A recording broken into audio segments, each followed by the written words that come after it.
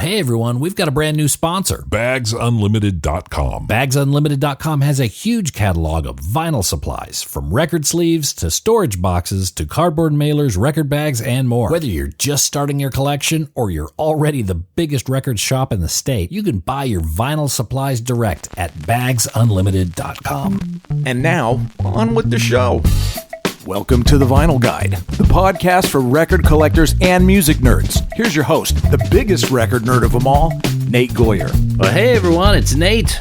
Welcome to episode 458 of The Vinyl Guide, the podcast for fans and collectors of vinyl records. And ladies and gentlemen, I gotta tell you, today we've got an amazing guest, Mr. Blag Dhalia, a frontman, songwriter, founder, head instigator of Dwarves. Blag joins us today to talk records, collectibles, lots more. I mean, you guys know, Dwarves have been around and active for decades. They've got a tremendous vinyl catalog. They have a lot of extremely rare records in their collection, in their history. They've got extreme longevity in the live arena, and the band is constantly pushing envelopes in any and all directions. These guys seemingly have no fear, and we love them for it. The Dwarves' latest LPs, the Dwarves concept album, and Keep It Real are out. They're on streaming services right now. You can enjoy them this minute if you wish. Also, they are on vinyl, signed copies, picture discs, limited vinyl runs available at dwarves.merchtable.com. And Dwarves are also playing live. They're touring around. I think they may be in Europe this week. They're getting ready to come down to Australia with Me First and the Gimme Gimmes. You can get tickets there if you're an Aussie, sbmpresents.com. But of course, go to thedwarves.com and you can get all the information on upcoming live shows, albums, recordings, and much more. Oh, and by the way, before I forget, there's a super extended version of this interview only available to show patrons at patreon.com/vinylguide. Help support the show. You get commercial-free episodes, high-resolution audio, and extended interviews like today's conversation with Blag. That's patreon.com/vinylguide. And don't be shy. Help your buddy Nate here keep cranking out these episodes and enjoy all the extras. Patreon.com/vinylguide. Alrighty, and with that, let's talk to Mr. Blag Dhalia about all things Dwarves, vinyl, and beyond. There we go. How's it going? Hey, Mr. Blag Dhalia. Well, mate, thank you so much for making the time. I've always wanted to have you on the show, Blag, and I could see from behind you all them records. You are indeed one of us. I'm sorry it took so long. Yeah, one thing that always kind of bummed me out with the Dwarves is that I always thought that we should be like a record heads band. Mm-hmm. But I think since marketing is everything, we're just a punk band. And most punk bands make shitty records and they're kind of known for hey, live, it's pretty good. And so most record heads don't really have a lot of punk records. They have their standard Ramones record and their Sex Pistol record, and maybe they have that first wave of hardcore just kind of for collector purposes. But I think so often punk records suck that it just kind of chased record guys out, and so record guys were like, oh, it's a Tame Impala bootleg, this will be interesting, or here's something that Pavement did 30 years ago, that's interesting, and it's like, no, it's not. It's like punk records, when they're good, are good, and they deserve a spot. What I've tried to do is make a record that was listenable for your ears and interesting, and still had that element of punk rock. And it's mm-hmm. kind of rare, I think. Well, look, from my view, there's all sorts of different type of record collectors. There's absolutely those audiophiles that sit next to us, so you could really hear the Steely Dan's, the reverb on this record, and they've got a $20,000 turntable or whatever. Those clearly exist, and there's quite a few of them. But a lot of folks, especially ones who listen to the show, we do a lot of punk records here, and there's a lot of collectible ones, and it's actually quite hard to find good condition original punk records, right? And yeah, because we didn't care, we just threw them on and played them and threw them to the side, and we weren't like collecting things. I always loved records, and I always wanted to have a bunch of them, but I never really collected them in that sense of like keeping them in nice shape and keeping them organized and doing whatever. Like for me, it was really more utilitarian, just like I want to hear this, right? Right. Yeah. Yeah. Oh, they were absolutely, most of them were well loved and still have the battle scars to prove it. So let's get it. So you are a bit of a record nerd. You still listen to records. You still buy records. Kind of what's your rhythm with records these days? Oh, no. I mean, I've slacked off a lot. I went very hard on records all through junior high, high school, and really through my 20s, I guess. But I was so poor for so long. I sort of grew up in a middle class suburb, and it was fine. And I dealt drugs, so I had money, and I bought all kinds of cool records. And then once I was on my own and had a band, I just didn't have any money, and so very quickly it was like I remember the first wave of stuff I got when I didn't have any money was we'd moved to San Francisco in the 80s, and all of these people were like tragically dying, but it meant they'd be on the street. Somebody would die, and then you'd get like all of their Sylvester records or all of their Casey and the Sunshine Band records or whatever it was, So the first thing I remember going, wow, I kind of missed the boat on this disco stuff. This was actually really great, and I enjoy this, So that was the first time I was like, oh yeah, cheap stuff, and then that was still in the days when you could get stuff at thrift stores and stuff. You'd come across like some cool records and whatever at a thrift store or an antique shop, and it'd be like, cool, but I really stopped spending any money at record stores. And I think the other thing that happened, I think Blood Guts came out when I was maybe 24, 25. And at that point I looked at it and I was like, wow, this is a great record. Like, I'm proud of this record. And this is the first one I made that really ticks the different buttons for me. And so like, once I was making records, I didn't really care about other people's, and collecting them and looking at them. Like it all became science at that point. It was like, I'm listening to your record to try and figure out how to make my next record. Like while we made Blood, Guts, and Pussy, the only records I was listening to was, Easy Does It by Easy and Straight Outta Compton. And you don't really see any influence of those records. There's no hip hop influence on the record themselves, but it was more the idea of like, wow, the hip hop guys have finally caught up, and they're not just going like, hey, party people. They're like really giving you the dirt now. And that sort of happened in the late 80s. And so like a lot of the records that I made were kind of informed by other records, but not necessarily in an obvious way. I didn't suddenly throw a sideways baseball cap on and go, yo, it was like, but that was the record I was listening to. And so records were always in the background. Like I was a collector in that sense, that they were like informing what I did. When I started to hear electronica records, I was like, okay, maybe we can work this in. When I heard speed metal records or kind of industrial, I would register it in the back of my mind, like, okay, this we can work into the next record we do. Let's figure this out. But I never like went off again and was like, I'm going to buy every Ministry record because I like Ministry. Like it wasn't, I used it more as a way to make records. Right. But the way I've seen, and again, outsider's perspective, obviously, Dwarves and your solo career seems to really understand the collectability.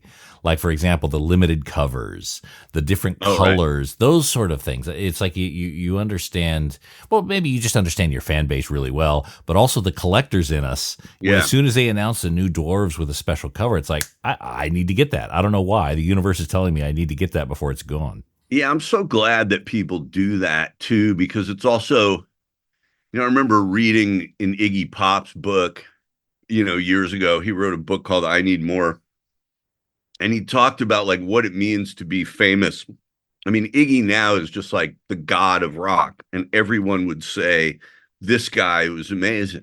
But even when I was in high school, almost nobody knew who Iggy Pop was. You know, he had an outsized influence on punk rockers, but in the mainstream, it just wasn't even discussed. You know, now at this point, it's this iconic guy, you know, but he talked about how, like, most people's popularity, you know, they'll sell 1 million records to a bunch of people who don't really care about it just because that was the record to buy right then. And he said, some people's fan base is a mile wide, you know, mine's a mile deep, you know. And I think with the Dwarves, it's like that. The people who really appreciate it, it's like, okay, I'm going to give you a bunch of different layers to drill down on here, you know. And if you want to get every last thing on vinyl, I'm always going to put a cool cover on it. I'm always going to do something for you that makes it worth it, that you love this band so much, because most people are just oblivious to it. I mean, I still play punk festivals and people routinely walk up and go, "Oh, you guys were great. I never heard about you guys." And I just think, like, fuck, you know, I've been around for 40 years doing this fucking band. Like, you never heard of it, but it's true, because marketing is everything. And, you know, a lot of people still don't know what this band is. And so they get to rediscover it. And yeah, it's just fun to give them a variety of things to get. And then in this modern incarnation, you know, I have a great lawyer, John Gentile. He's also an artist. And he was like, "Hey, can I make a board game for the Dwarves?" I'm like, "That sounds great." And all of a sudden, you've got these deluxe editions of the record with a board game with this involved game that have all this shit. Yeah, or stuff like that. John did that, where it was like, we were going to Vegas to do one show this year, and he said, "Oh, I'll make a roulette wheel." I mean, I just feel really lucky that people like that are so dedicated to the group, you know, because then you really get to see the depth of how people feel about us, as opposed to just the wideness. Who had to go before who at the festival? Who was bigger than the other, you know? That's like one criterion, and the other criterion is like, no, you know, the fans of this band are deep, you know, they love it. So yeah, I've heard it said that you know, in the modern era, a band really needs a few thousand fans, dedicated fans, to kind of keep them going, to keep them touring, to keep you know, the product coming out, and to allow them to make a respectable living or existence. So I would imagine that's quite true with Dwarves. There are rabid fans around the world that reach out, and they trust you when you put something out. When you take a chance with something like Ralph Champagne, they're along for the ride. I wish more people would have come along for that particular ride. It's hard. Like, every time we make a punk record, what you're saying is absolutely true. Ralph Champagne's a little bit of a harder sell, because a lot of the diehard Dwarves fans, like, they love punk records and they don't really care about a more retro loungy record like that. But, you know, you're right. Like, there was a subset of Dwarves fans who were like, "This is so genius. Like, I can't believe you came up with this." And for me, yeah, Ralph Champagne was really a lifetime in coming, because, like you say, this whole time I've had a punk band and it's kind of known for punk overkill. Punk music really rarely animated me in my life. I think there was a pretty brief period when it did. I mean, really, for me, I kind of came in with 60s garage, rockabilly records, kind of retro things, black R&B records, stuff like that. And then at a certain point, you know, from touring so much, it was just knocking my brain in. And so then it became like 20s records and Cab Calloway records and the Boswell sisters records. And that was the only thing I could handle listening to if I was going to listen to anything, because it's like, fuck, you know, my brain is getting beaten in by this shit night after night. And so, you know, it's you know, so I kind of forget that the basis of this band is like people who love punk records.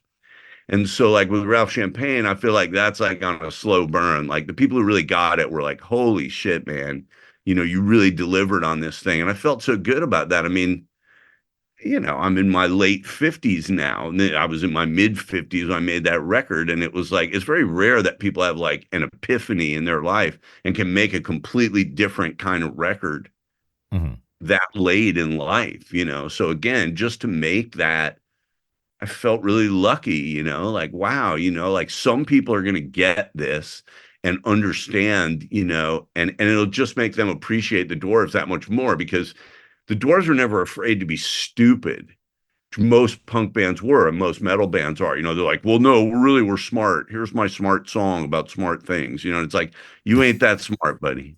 Like, I know you think you are, and God bless you, but you ain't that smart and you ain't that good a player. If you're making punk records, make a fucking punk record and go for it and have some emotion.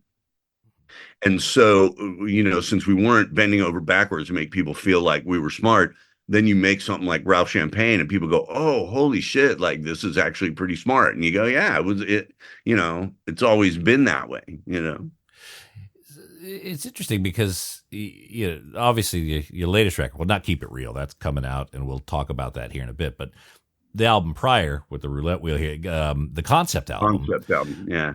Obviously, that title's tongue in cheek, like most of the Dwarves album titles. But yeah. you write books. You've written stories.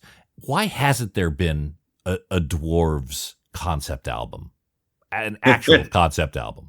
Yeah, I mean, it's a good idea. And, I think there's elements of that. Like with the concept album, we just had so much material post-pandemic that really, to me, it felt like the White Album. Like, okay, it's this sprawling thing with a lot of different genres, and it's so long, let's make a double album. But then the commercial reality of that comes out, and you realize, like, if we make a full length and then an EP a year later, a lot more people are going to be excited about it and buy it, and it's a chance to make new art. But really the original idea is more like the concept CD, which has 26 songs on it. It's a lot of material, and it's more like sprawling, and it goes over this thing. And so that to me felt more like a quote unquote concept album. But the Dwarves have always had kind of reprises of things like Sgt. Pepper, and have always had like self-referential things like Glass Onion, where we mention our own band or our own song, like self-referential things. So to that, it always, I feel like we do touch on kind of the concept album every time. There's always this kind of, and they always play like mixtapes. I mean, I like it when people appreciate that the reason this is a record is because it flows together in a certain way, which is different than just making a cool jam for Apple Tunes and going, well, this was the hit. Right. It's like, well, it's like the difference between writing a short story and writing a novel, But I would be interested in doing a whole concept album or doing a play or a musical.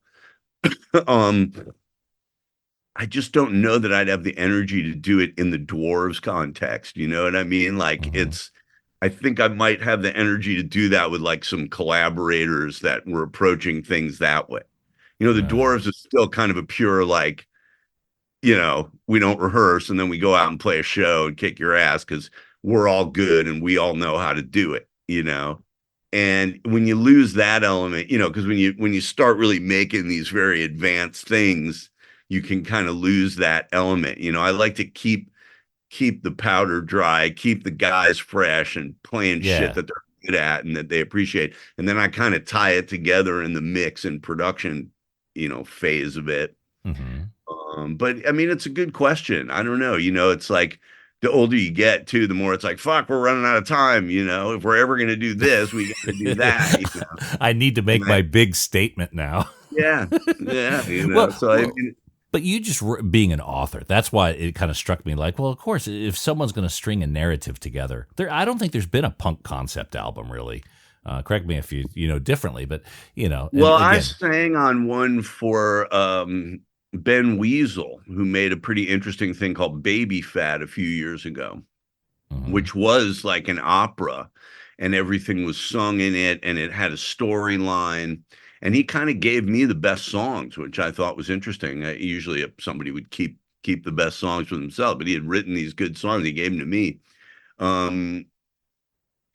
So some people have touched on that. I guess for me, the mindset that I get into writing a book is much more empathetic. I think about other characters and I think, how would this teenage girl feel? But also, how would this 60-year-old man feel? Or how would this teacher feel? How would this psychologist feel? Like whoever's in the scene. Whereas with the Dwarves, it's very like, me, fuck you. This is how I feel. I'm a man. I'm this tall, I'm this strong, I've been around this long, and this is how I feel. And so it doesn't really give me an empathetic, like, oh, I want to see what your view is quality. Like, whereas if I'm writing a book, then it's more meditative, and you go back and I think, wow, how I wonder how those teachers felt when I was doing blah, blah, blah. And I wonder how that psychologist felt when I said blah, blah, blah, blah, blah. Like, it isn't so self-centered anymore. You've explored alter egos. Ralph Champagne's a perfect example of that. Is Ralph Champagne closer to you as a person than Blag Dhalia? Yeah, probably. Yeah, because Blag is really so overkill and so, kill, fuck, destroy, and I think Ralph Champagne's a little closer to the me, which is more like, I'd like a record I could listen to that isn't pounding my head in. And I'd like to say something kind of clever and get a laugh, as opposed to get you to go, oh, shit, that guy's crazy. So let me put it this way. Ralph Champagne pays his rent, where Blag Dhalia rapes the landlord. Right. Exactly. That's a perfect way to look at it. Or I guess more accurate might be Ralph Champagne, has a girlfriend that pays the rent, Okay. Yeah, fair enough. These days, you pretty much put Dwarves material through your own label, Greedy. Is that right? Yeah, which I always just wanted as an imprint. Like, I wanted it to be like, let's put it out on somebody else's label that has big distribution and can help me with marketing and whatever.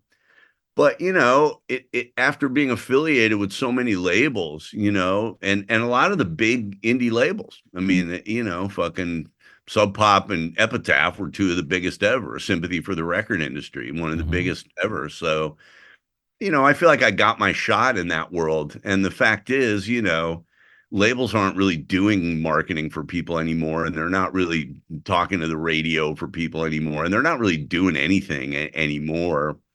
And especially the kind of old guy labels that I would be on. So I sort of had to do it myself, but it's not something that I relish doing or that I do particularly well. Once the product is made, the art's done, the music's done, I don't know how to market shit. I don't know how to get it out there. I don't know what a smart amount of units to make is. I wish I had somebody doing it, who was hip to all that stuff. But what I found was, like the last label I was affiliated with was Burger, which of course had that weird scandal, which was so mindless.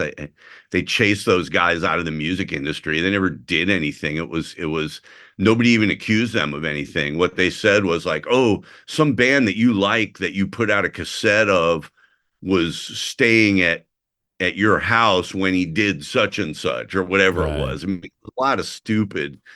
It was very witch hunt. And I really feel like those guys got a very bad deal. And I was also really bummed to be left out of the sex scandal. I mean, I had 7 reprints with those guys, and everybody was talking about Burger. And I'm like, well, is anybody going to pull out my shit? And it was like, you're old then when like you're not even invited to the sex scandal. You know what I mean? Really? I like shit. I'm that harmless now, But but the thing with Burger was I love them. They love me, but they couldn't even afford to keep my shit in print at the rate it was selling. So I was like, well, fuck, dude, I can afford it. I'll just have my own label and I'll keep it in print. That's about all that it'll be, How hands-on are you with the label? I mean, are you like ordering records? Are you selecting colors of vinyl? You're doing it all. Yeah, right? I have to do all that stuff. Like I say, I don't relish it. I'm not good at it. I'm good at the part of making the art. And then when it gets to like, how many do we make? Where do these go? I just look at the numbers and go, shit, we got one distributor in Australia and they got barely any of my records, So I wrote to the guy and said, hey, we're going to Australia. Maybe you can get a few more of my records. And, that's about the best I can do. I mean, I don't know what to say. And I don't know how to market things, and I feel uncomfortable with it. And it generates enough money to keep me alive and comfortable, but not really enough to have like employees and people that I'm paying to do shit. I mean, you turn around and you've given somebody 30, 40, 50 grand, but they haven't increased your sales 30, 40, 50 grand. Right. Maybe they took some of the work off your plate, but most of the work was explaining to them what you wanted and how to do it. So it would be great to find somebody who wanted to run the label and had a realistic view of it and could grow it, because it could be grown. I'm not, I always feel like every time I sell 5,000 records, I probably could have sold 10. Right. Just like every time I play a festival and I go on at 3:00 and I got 5 grand, I probably could have gone on at 6:00 and gotten 10 grand if there was anybody who gave a shit. But it's like, it's that really is the hardest part of the music industry for me. When it's just me running things, I work with people smoothly and perfectly. When it's like, I'm your agent, or I'm your label, or I'm your publicist, then it's like, okay, fuck. You didn't do this, this, this, and this. You did do this, this, and this that I didn't like, Right. And all of a sudden, it's these adversarial relationships, when the relationships I have with people that I just hire and pay to do things are always smooth and perfect. I never have a problem with anybody. It's always like, all of a sudden you get a booking agent and now you're making $1,000 less per show. And it's like, well, dude, I got to pay you a commission and I'm making less. And it's like, but I made a phone call for you. Yeah, you did. And you got me less. And, I don't know what the fuck is up. I know what you want. You want to sit at home and make one phone call and get some money. I get it, but it's just like, so it all gets very confusing in that world. I don't always know when I'm just being fussy or unrealistic. Like with publicists, I was used to publicists from like Sub Pop and Epitaph. They're hired by the label. They work there. You can go talk to them. And then they horse trade a little bit. And they would go, hey, you want this Nirvana article? Could you just mention the Dwarves a little bit and whatever, Publicists now is like, you're paying them to send one email for you to a mass group of people. And it's like, really? I gave you $3,000 a month for 4 months to send the same email to a bunch of people. It was just like, what the fuck? And you didn't follow up on anything, and you didn't talk to anybody. And then you kind of shrugged your shoulders and went, I guess nobody's interested. And it's like, well, yeah, I'm not interested in emails that come into my inbox either. I go delete, what the fuck? Like, you didn't do any work, but to their mind, it's like, this is what publicists do. You send out an email. It's like, so your understanding of things changes in the different experiences you've had. And sometimes it's just, I'm an old guy and I don't know how things work anymore, but often it's just like, you're fundamentally lazy and you just want to make money off me. Well, you've also been around enough to where you kind of know how it works. You're aware of these sort of pitfalls. But what is it that you like to do?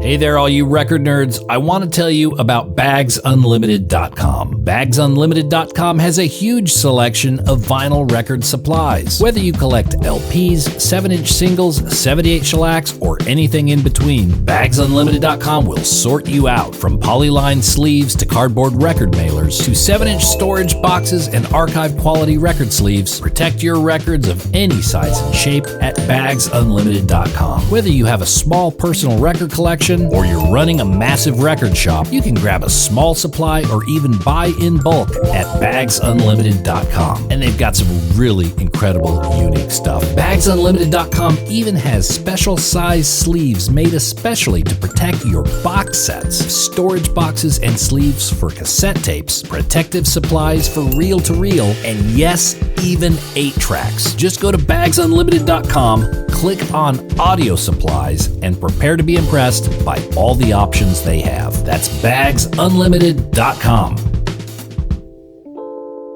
You've also been around enough to where you kind of know how it works. You're aware of these sort of pitfalls. But what is it that you like to do? Live songwriting, recording? I love writing songs. I like being in the studio and hearing things. I'm not a complete like boffin guy at all. I work with a guy named Andy Carpenter, who's an amazing engineer, producer, musician guy who helps me make much better records. And prior to that, it was Eric Valentine, who's a legendary producer, and we just happened to be buddies. And so I got very spoiled on that end of having great musicians like a Josh Freezer and Nick Oliveri that just play their asses off, and then having a great engineer producer guys like Eric Valentine or Andy Carpenter. But I like being in the studio. I like going, that was cool, or that could be better, or we could change that. So that's another part of it. I like being on stage is great. I mean, I live for that. And I think I was, kind of made to perform, and whether it's doing that or just talking to an audience, emceeing a show, So those are the types of things that I enjoy. Mm-hmm. And I also enjoy stuff like this, like talking about the process, just talking about songs. I'm starting a podcast. I just trying to amass a bunch of shows, but it's sort of just about songs. So I'll just talk to an individual about a cool song, either that they wrote and did, or just that we all love. I talked with Saltpeter about 50 Ways to Leave Your Lover. It's like I could talk about songs forever, or approaches that people took. So I guess the hands-on stuff is the fun part for me. And then the part that's like doing the office work, I'm not trained to do Excel spreadsheets and things. I don't know how to do it. I don't know how to read information that business trained people know how to do, and then part of it is just like shit. Even when you do all that stuff right, you still need to have X amount of people that are interested in buying your stuff. And I'm still very much a cult artist. So even if everybody does all their jobs right, I mean, sometimes people look at me and go, dude, I had the conversation with the venue. They don't want you. Or I talked to the website. They don't want you. You know what I mean? And then you got to kind of be realistic and be like, okay, I get it. I mean, I think the other thing in the music industry is that everybody likes to spare your feelings. So nobody tells you the truth. Right. It's like, just tell me the fucking truth, man. I'm saying to you, can you get this skull design of mine at retail? And you're giving me all this bullshit, but what you really want to say is, no, they don't want it at retail. Right. Nobody's buying it. And it's like, okay, why don't you just tell me that? Right. Everybody's in Los Angeles and they need their feelings spared. It's like, I come from Illinois, dude. Don't spare my feelings. Just tell me what the fuck's tell me the real on. deal. So, but you mentioned earlier, I think I heard you say this, you look after a lot of the artwork. Are you hands-on Photoshop doing that sort of thing, or what? No, I'm not talented with that. I just have a vision and I say things to people. Blood Guts being one of the most famous ones. I took the Initium album by Sam Hain and I went to a great photographer who I'd been referred to by a friend, and Michael Levine. And I said, I want this, but with chicks and a dwarf, and then he is the eye behind it and makes it, and then like that logo, the Dwarves logo, which I like a lot, that was just somebody who did art for Sub Pop, she came up with, and I thought it looked great. And it was like, cool, So you're talking the Skull and Boners thing. No, the Skull and Boners was drawn by John Strauss, who was Saltpeter's brother and a buddy of mine in high school. Okay. That's a great illustration, and I love that because it's like a seriously drawn and detailed skull, which is very cool, but it's got a smile and dicks through it. It's just very funny.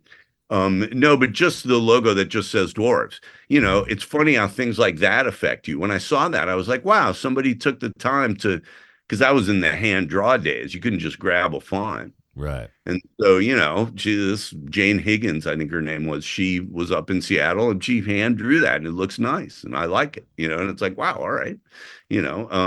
So I've had to rely on the talents of people, just like I rely on the talents of engineers and producers, also visual artists, and I've been lucky to have good photographers and layout people, So, for example, with Keep It Real, there's a series of, I think, a couple hundred special covers that are Magical Mystery Tour parodies. Right.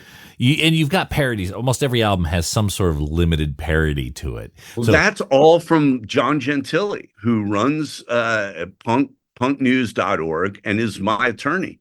And he's just a great guy and a very good attorney and a smart guy, but he's just got a very active brain and he loves to do stuff.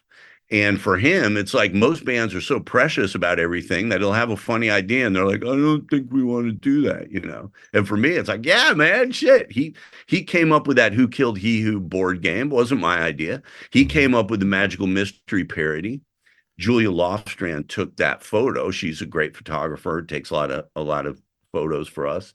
And so, yeah, it's a combination of things. Like you get a good photo and you give it to him, and then, you know, but that was all of those ideas. He parodied Songs in the Key of Life and the Joy Division record and all these things. I mean, he's just an expansive guy with a smart brain. He'd be a lawyer all day, and then he wants to make some art. So he made some art for me. I mean, like I say, man, I feel really lucky when these people come in and they want to do things for me, because I couldn't have done it without him. And half the time it wasn't even my idea. You know, that was all the parodies were his idea. And yeah, for this Magical Mystery thing, you know, I had a cool photo. And so, yeah, you know, I mean, I feel lucky when that stuff happens, you know. Oh, I didn't realize it was John. I got to bring that up next time, because I love those parodies and they're so well done. You know, like you said, the Songs in the Key of Life, and the other ones, the Sticky Fingers and Ramones, and all those things are so clever. So I didn't realize. And I love that for record collectors, and I think they should tie that together with the Dwarves. That we are a record collectors band, we are a vinyl band. If you go and you listen to it with your headphones on, you're going to catch the 20th time you listen to it that you didn't catch, right?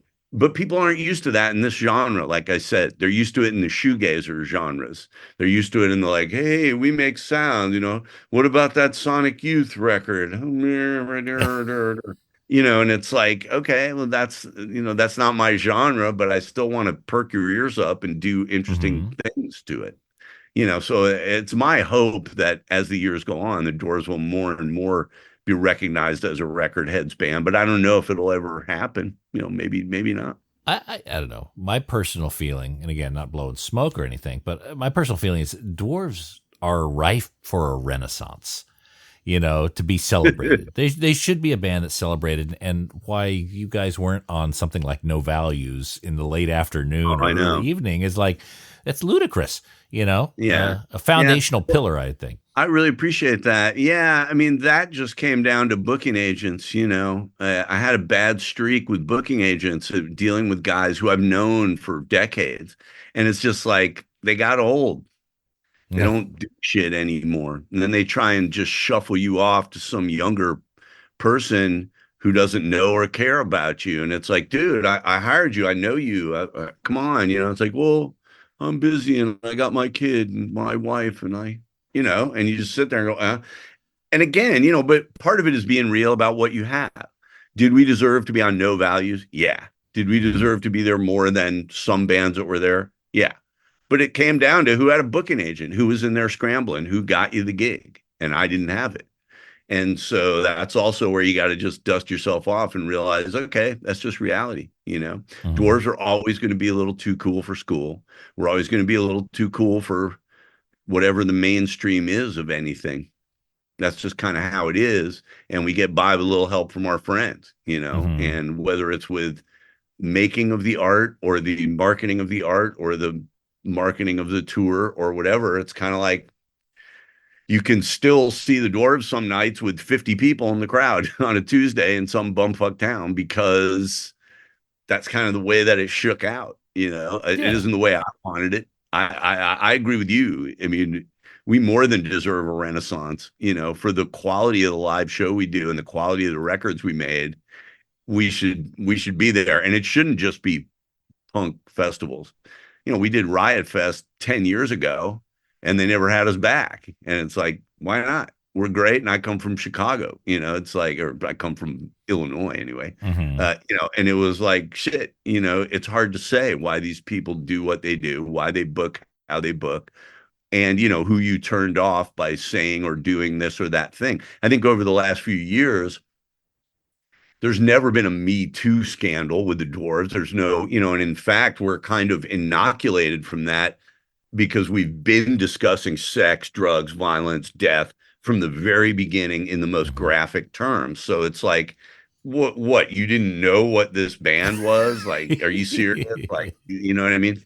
So in that way, it's been nice. But on the other hand, a lot of people have just been like, we played Pouza Fest several times in Montreal. And then at a certain point, it was like, oh, we are scared. Everyone is talking about bad men and the bad things that they do, and it's just like, what the fuck does that have to do with me? I didn't do anything, and nobody said I did anything. But, if you say fuck enough in your songs and you have enough naked women and you have enough scandals and stuff around your band, then there's a certain amount of people that just go, yeah, good luck. Thanks.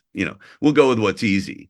And what's funny is, it's like Anti-Flag got every show. Oh, then it turns out everybody's saying dudes are rapists, like I don't know the story there, but it's like all of these bands that you thought were such nice guys, all of these bands that colored in the lines and didn't say fuck in their song and didn't push the boundary and didn't change genres and were all kind of nice boys and had a nice agent. Oh, it turns out they're raping people. Oh, it turns out they're shitheads. Oh, turns out they fucked everybody over in their band and stole all the money. Turns out this and that. You know what I mean? We never had any of that in the Dwarves, but we have a rep. And so with that rep comes, a lot of people just going, yeah, good luck. Thanks. Whoever put together No Values, they probably had heard of the Dwarves and considered the Dwarves, but A, there was no agent pushing them. And B, they were kind of like, we could do without the scandal. Let's get somebody safe, These days, you control what you put out. You've got, you could put whatever covers and artwork you want on it.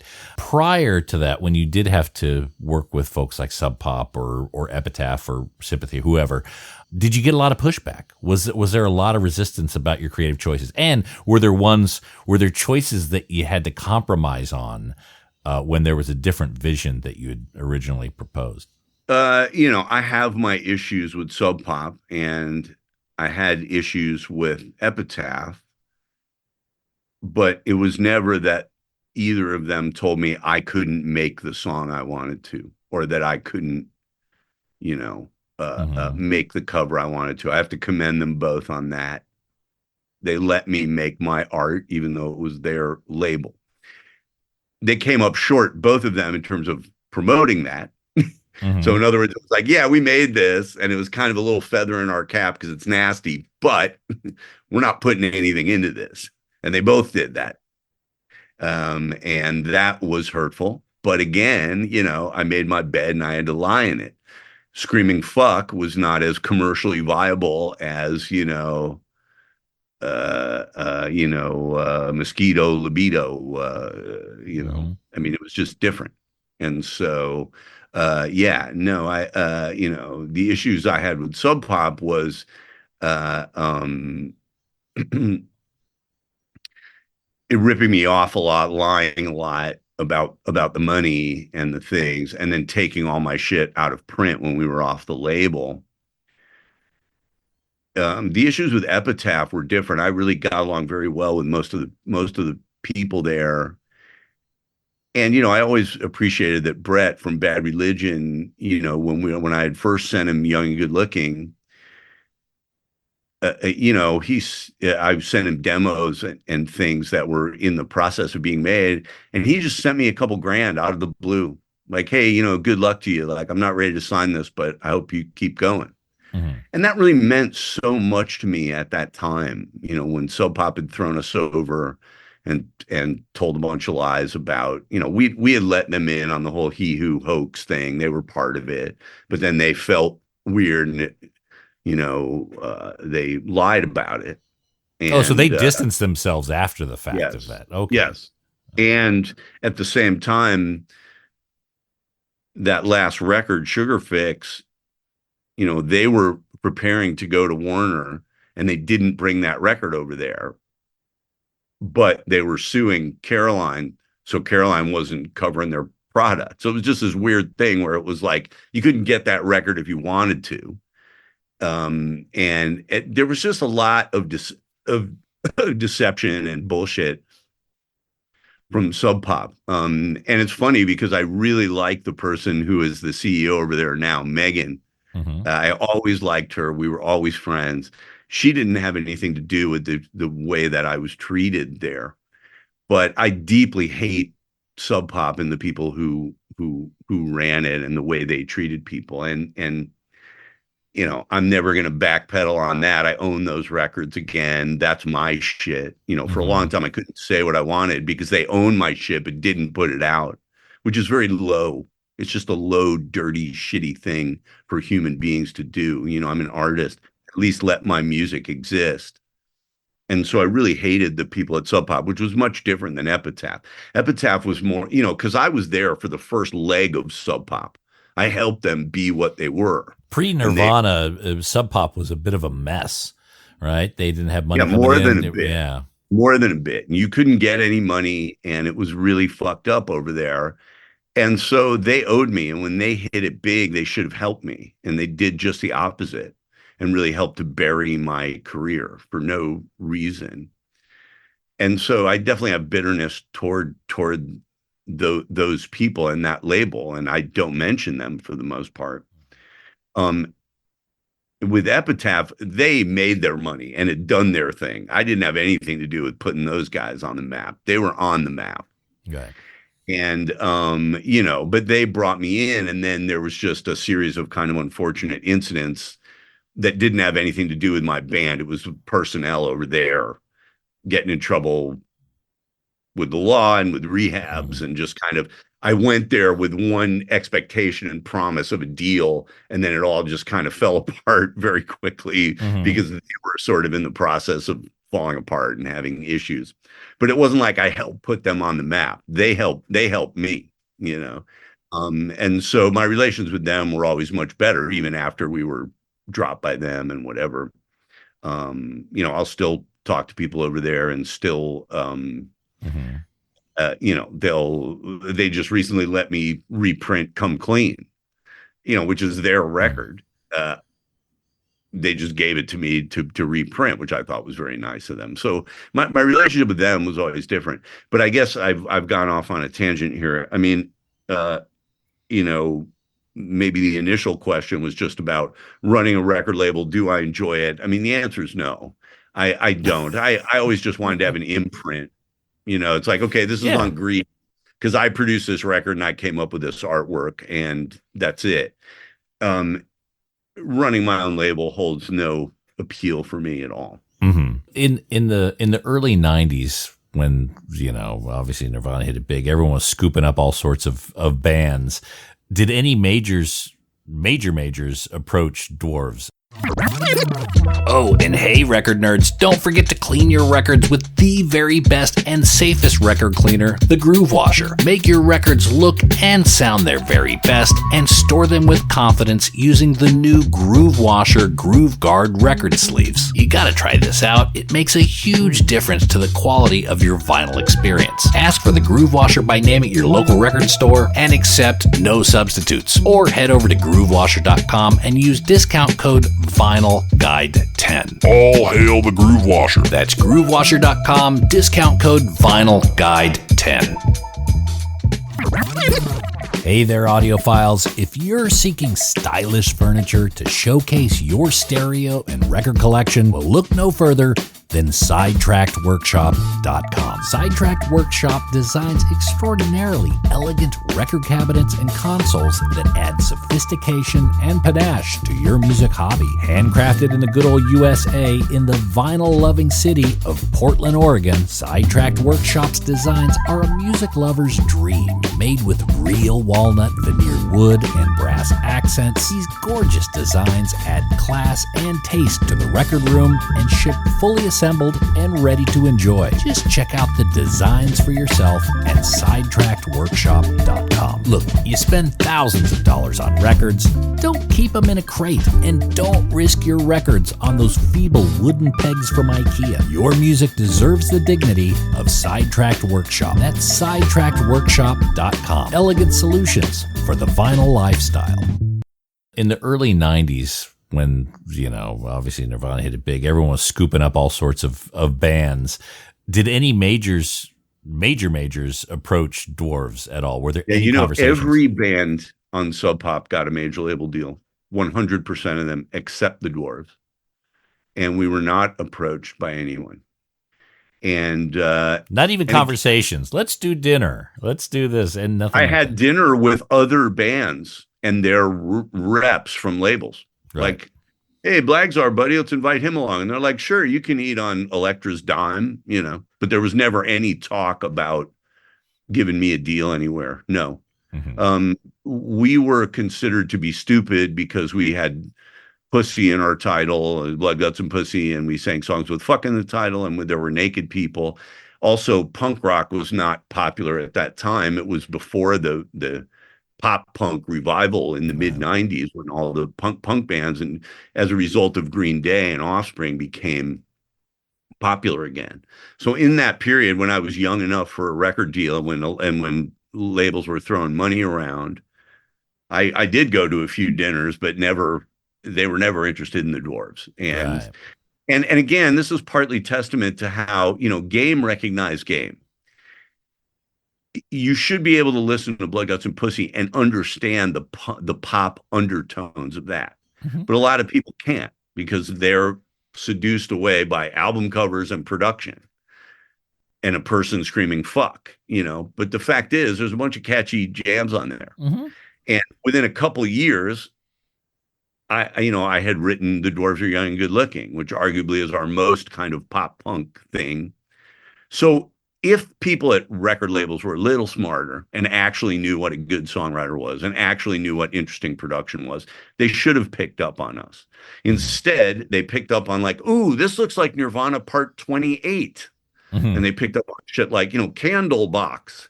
It's sort of like Pearl Jam, which is sort of like Soundgarden, which is kind of like, you know, they went down that rabbit hole.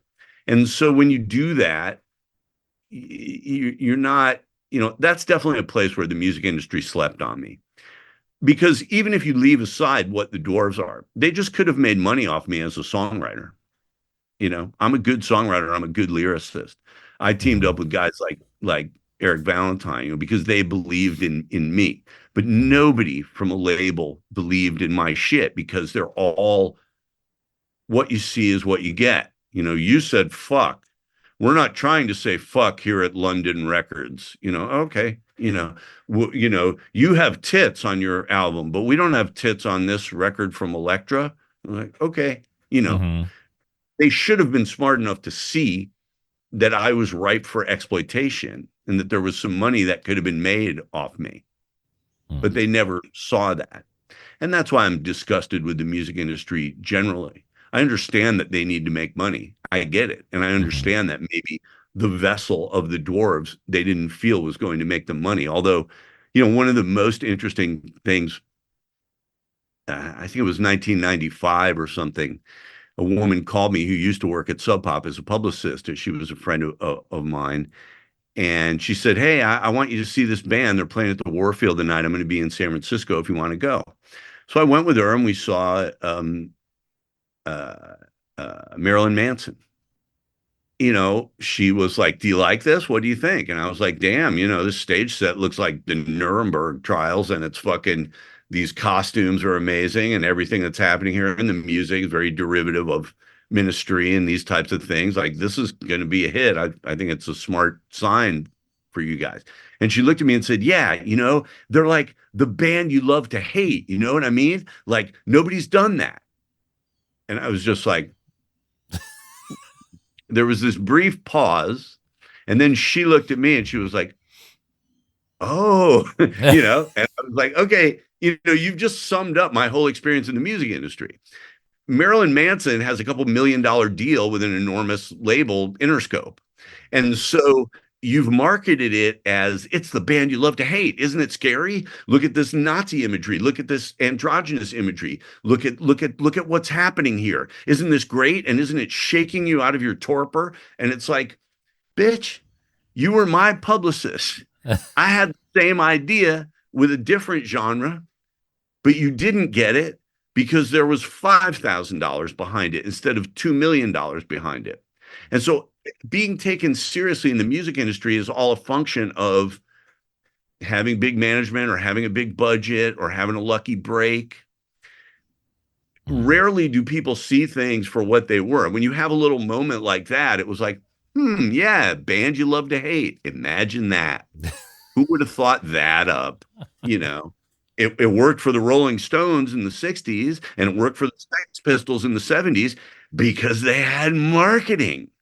I did the same fucking thing in the 80s and the 90s, but with no marketing, no management, nobody to push it through the hoop. And so, but then you come to me with Marilyn Manson in the 90s and tell me, oh yeah, this is what it is. And it still happens to this day. Cardi B is supposed to be the big badass now. And they put her, oh, I talked about my pussy. It's all just like, motherfucker. As long as you got a big budget and people pushing it and calling it something, you can make things as dirty and nasty and weird as you want. But you must have the industry marketing. And since we never had that, it was like, oh no, you just need to see this for what it is. And they can't. And by extension, the fan base can't see that either. Right. There were years where Iggy Pop was, selling 20, 30 tickets a night, right? And, and it was just... I saw him at a half-full show in San Francisco. Nobody cared. The mid-'80s. He'd come out with Blah, Blah, Blah. Wasn't that an interesting record? Yeah. People didn't really respond. And nobody cared that much. To us, it was like, this is Iggy, you know? But there's that one event, I think, when he's train spotting, this random, movie that no one thought was going to blow up that did. And all of a sudden that's propelling him back. So right. We've also got this whole Me Too thing that's starting to, the pendulum's kind of swinging back from that, the extreme Absolutely. Of that. And so yeah, I hold out big hope of a Dwarves renaissance, a rediscovery during a time when you can appreciate it. I think it would take a movie. It would take a movie and somebody kind of telling the story and people being able to look at it in the privacy of their house and not have it marketed at them. And it's like, well, we've watched everything else on Netflix that's rock. Let's just watch this. And then you see it and it's like, oh, fuck, these guys are great. I mean, they try and do that intermittently. There was that movie a few years ago about that band Death, Yep. And all of a sudden everybody was talking about Death. And it was like, look, I want to like this. It's a bunch of black dudes from Washington that were playing something approaching punk rock in the mid 70s. Like, cool, it's a cool idea. It's just the music wasn't any good. and so you're just kind of like, oh, okay. I think if there was a Dwarves movie, and that's why I hold out hope. And that's why I own my masters and why I would never get rid of them, because It's like when Sub Pop owned things or Epitaph owns things or different people own things, then you can't hear it if they don't want you to hear it. So you now control all the music. You've got all the music. Everything's accounted for. Yes. Okay. Has there been discussions? For the most part, there's a couple outlier things, but I'm not worried about the outlier thing. For the most part, I've got everything, and I have the rights to reprint everything on vinyl and CD, and so yeah, at least it gets to exist. I mean, it hurt my heart when Sub Pop. It's like you're a parent and your kid is being left in a closet by an evil stranger. You couldn't get Thank Heaven for Little Girls or Sugar Fix for 25 years. It hurt my heart. They didn't care, and when I got those records back, it turned out they had thrown away the original artwork even. It was like, so the day that you decided there was no room for this thin piece of cardboard in your warehouse, you couldn't just call me and say, hey, do you want this? It just had to be, fuck them, disdainful, who cares?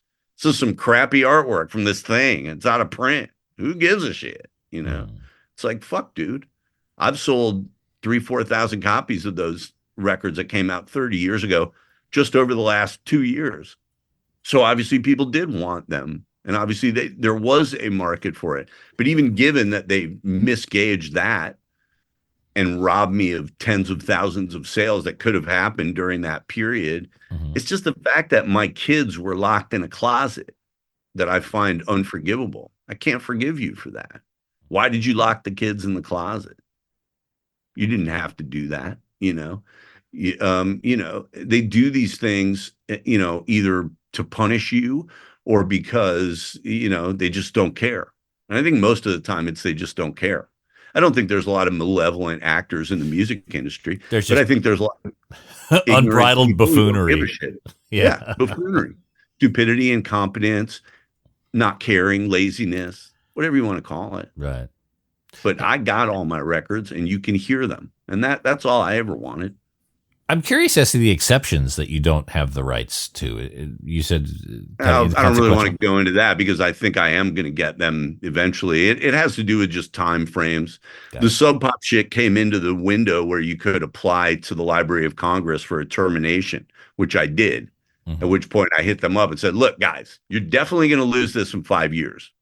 Do you want some money now to just give it back to me? Or do you want to just keep being lazy and incompetent and not giving a shit and not worrying about it? You can do that, but then I get my record back for free, And so God bless Sonny Bono, who made that, push that copyright law through Congress. And all bands should know this. If there's any old man bands out here, you can move to terminate that record company ownership of your thing after 35 years. Mm-hmm. And so, Blood Guts was coming up on, and you do it in this window of time. So after 30 years, you put in the application and it all goes through, you'll get it back in 5 years. So to people who are my age, who made a great record, who feel like, yeah, they buried my kids in the closet and like, you can't get my record anymore. You can get it back and you should get it back. Mm-hmm. And to those labels that threw away people's records, fuck you, Mm-hmm. You're disgusting. You had one job, stupid. Just keep the records existing. But you didn't do it.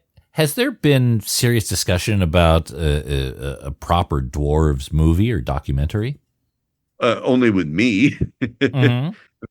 As always, it would begin with me, and we would make this thing, and then we'd probably make a trailer and do a GoFundMe and get people interested. Eventually, I think there's a movie there that's interesting and will have wall-to-wall cool music in it. And like anything, I mean, movies are difficult to make. I think it would need a good director to tie together archival footage and interviews and, a good producer to make things make sense. But I think just like all the Dwarves records, it would take me kind of assembling everything first and going, here's the story, here's the material, here's our thing. And then, once it was just an obvious no-brainer. I mean, again, I could get a deal with Epitaph until I had a record done and Recess had put it out and he heard it and it was like, wow, this is great. And I'm like, well, I kept asking you, it was the same with Sub Pop. They didn't want to sign us or give us a deal, but I went up there to do their singles club thing, which was 2 songs, and we did 16 songs or something, 14 songs. And so Jack Endino said to them, well, these guys can do a whole record in a day. Why don't you just do it? So every time I got a record deal or I got anything from anybody, it was not because they believed in me and we're going to do, it was because we did all the work. You're driving the bus. We're like, oh, we'll make some money off this. And so that's how it would go with a movie. Mm-hmm. We're going to have to make the raw materials of that, but it's already there. There's a lot of archival footage of the Dwarves and a lot of people who you can interview and speak to. And it's a story waiting to be told, really, and quite a compelling one too. So yeah, I'm very surprised that that's not something that that exists at this point. Well, I'm going to have to make it exist, right? Just like everything else with the Dwarves. If it was ever going to happen, I had to make it happen, and God bless the people who helped me. Mm-hmm. But that's how it's going to have to be. Nobody smart's going to come up to me and go, let's make a movie. It's just not going to happen. That's not how my life has gone, So shifting into record collecting, what do you know as the most collectible Dwarves record? The guy from Extreme Noise Terror made a super limited thing where it's us on one side and them on the other. Mm-hmm. And then it came with like this like enamel pin thing that he had designed. And it was very rare. I think there's like less than 40 copies of that. 31. 31. Okay. So about this thing. I think the other very rare thing, Stefan Lorchner has a label called No Balls in Germany, and he's a great guy, and he does very limited art pieces. So I think he did something that was like, I think it's a DVD or something, and it's of Stop Me Before I Fuck Again, which is a very obscure just album filler song on Born Again. I mean, I love this song, but it's a very strange thing to do a single of, and I think it's a one-sided single, or maybe it's a DVD. I don't even know what it is, and I think there's like 100 of those or something. I don't think there's very many, and I think it has like human blood in it or something. Oh boy. He did some strange thing. So there's a few things like that. Sub Pop lied a lot about it's impossible to know what the early editions of Blood Guts or Thank Heaven were, because they wouldn't tell the truth about how much of something they had printed. And so it's hard to know from those things. Maybe there were limited ones, like there's only 10 gray ones or whatever, but I wouldn't really know about that. Reportedly, the pink marble and the gray ones, I mean, this is the sort of knowledge I somehow collect. Pink marble and gray ones are about 150 each in quantity. Is that right? Well, that's according to the... I wish I would have saved some. I wish they would have given me some. I wish they would have told me that those were happening. I don't even think I was aware of it at the time. Okay. I mean, it was very need to know basis with those people, and then we would go to their warehouse. I mean, we needed money for food. Yeah. I would steal, 1045s from the Sub Pop warehouse when I was up there and go, be back in San Francisco and sell them at a record store. And those things, if I would have held on to those, they would probably be worth money now too, But we needed to eat. Sure. I mean, and back then, who would have thought that people would be paying these exorbitant amounts for these records? Yeah, and again, I didn't think like a collector in that sense. Once I was making records, I said this is just for the ages, But I'm glad people are obsessed with the gray vinyl or the pink marble, because it means they love this and that they want it, or maybe they're just a fanatical collector type. But with I mean, that's how they express their love. That's what makes it mean something to them. For me, the making of the record was really the important part, and the most fun part of a song is when it's up here and you're like, oh man, they're really gonna trip on this. You're one of the few bands that still does a lot of 7-inches or regularly does 7-inch records. It must be a labor of love, because 7-inch records they tend to be more effort than return. Yeah.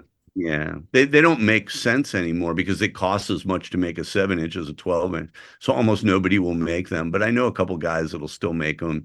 Dirty Donnie, who's a buddy of mine, a great poster artist, and done stuff for lots of big mainstream acts and lots of cool underground acts. He's making a single from the concept album that was this, super printed thing, a picture disc and whatever. I still haven't seen it. I think it's taken a while to finish, but I love a good 7-inch. I think they're cool. I always have, but I understand why people don't make them. I mean, you notice I don't have any on my label, but the guy from Rad Girlfriend did a couple for me, and I really loved them, and they sold quick, and he's a cool guy, and he still likes to do them. I guess he's got a deal for making them, so I haven't been able to figure out a way to make it cost effective, but he does. So it's like, all right, great, Well, Blag, I want to make sure everyone knows the Dwarves Keep It Real. Their vinyl copies at dwarves.merchtable.com. I'll put links in this episode page. If there's the limited edition cover still available by some ungodly chance, grab a copy, because again, I think there's only a couple hundred of those available. And the silver vinyl ones with the Magical Mystery Tour, I think there's still like 30 of those left. So good. And pick them up. Good. I got mine on the way. So they're also signed, which is great. When you buy something from dwarves.merchtable.com, it's signed. It's from the band, and it looks to it goes direct to helping keep this machine running. Blag, you are welcome back anytime, mate, and we look forward to seeing you down under. Thank you for talking to me, bud. I really appreciate it.